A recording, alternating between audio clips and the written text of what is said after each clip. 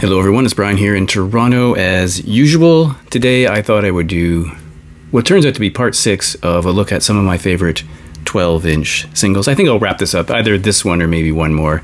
If you've been following along, you might remember that I did 4 videos showing 5 12-inch singles in each, so a total of 20 of things that I really loved. You know, generally because I like the song, but it could be because something about the actual disc itself, but I think mostly the song.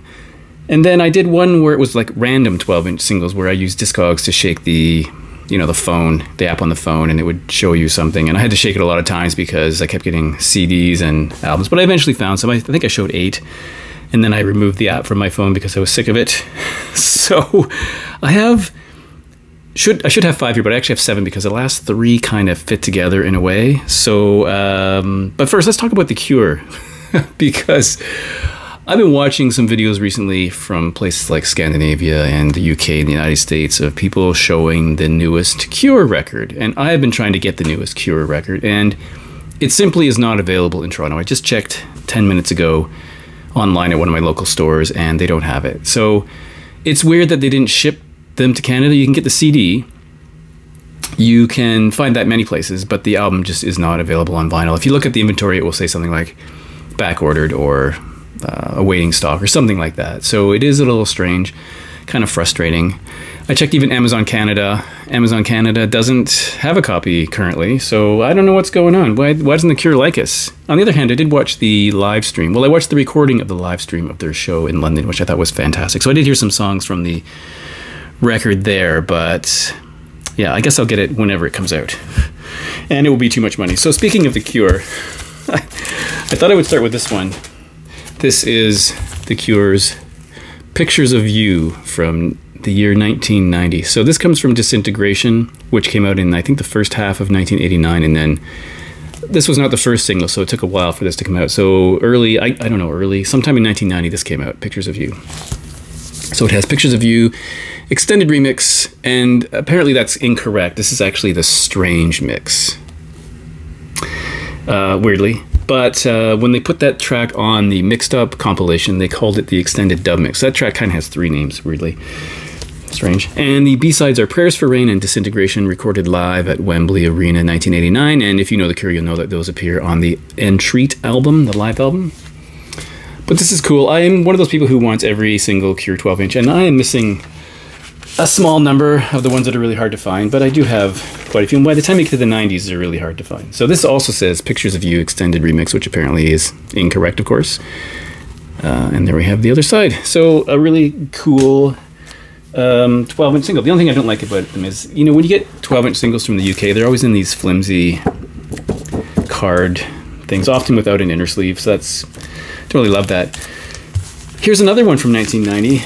This is Canadian in a much more sturdy jacket. This is Skinny Puppy, the Tormentor 12-inch from 1990, as I might have said. So this has Tormentor, the extended re-edit from the album Too Dark Park. Also Nature's Revenge with no apostrophe, also from Too Dark Park. That's a dub version. And then Bark, which I guess is just like a B-side thrown in here.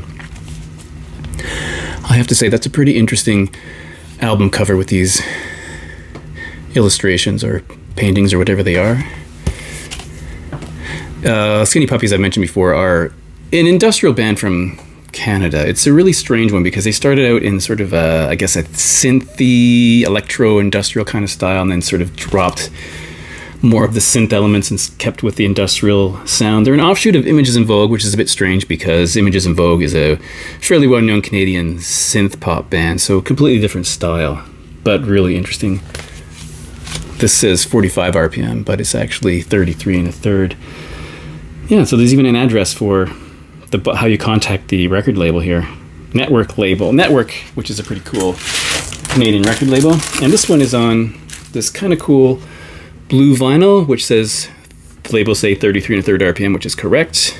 Very cool. Next one I picked out was from REM. This is Fall on Me. And like The Cure, I try to find REM 12-inch singles. I stupidly missed a couple I saw in a store one day because I thought they were too expensive. So Fall on Me from Life's Rich Pageant on side A. Side B has Rotary 10 and Toys in the Attic, which of course is the Aerosmith track. So that's pretty cool.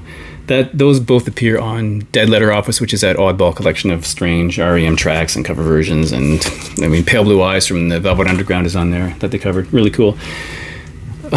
I'm assuming a kid drew this on the back. I'm not really sure, but that is a pretty fine drawing. And this is from 1986, if I forgot to mention it. Again, one of those weird, flimsy UK import sleeves. Fall on Me IRS discs. And the flip side, very, very cool. Now we move on to a truly excellent band called Killing Joke. This is Love Like Blood. The good news is that this 12-inch single is very easy to find. Doesn't really sell for a lot of money. Interesting design. I'm going to guess that this is the first Killing Joke track I ever heard. I'm fairly confident in that.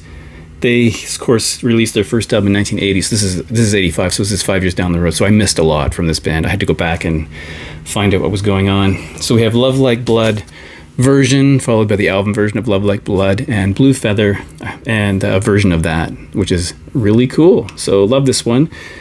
Lyrics are on the back. Another flimsy UK import on EG.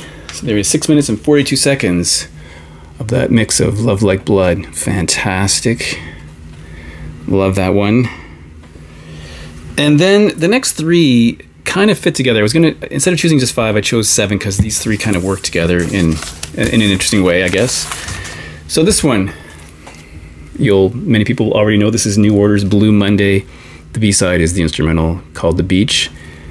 This little sticker here is from A&A Records, $6.49. A&A Records no longer exists. It did for many years in Ontario, often in malls, but there was a flagship store downtown on Yonge Street beside Sam the Record Man.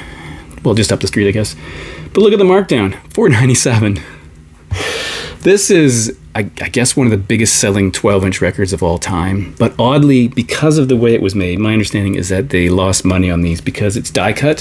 So first you have, it's supposed to look like a 5 1/4 inch floppy disk. So first you have this notch out here, and then you have these 3 holes like you'd have on a 5 1/4 inch floppy disk, if you're old enough to remember what they were. But because it was so expensive to make, they lost a lot of money on these.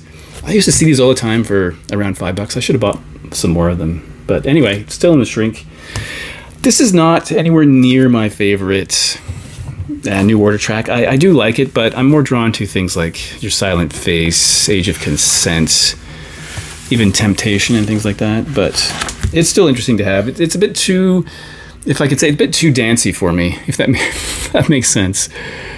Yeah, maybe that's the right way to put it. It's okay, but I wasn't mad for that song, but it's okay. Now, because I showed you that, I'm going to show you this. This is New Order Blue Monday 1988 specially priced extended play. And when I took this off the shelf, I was surprised to see something that I had forgotten or perhaps never even noticed. So here's the back.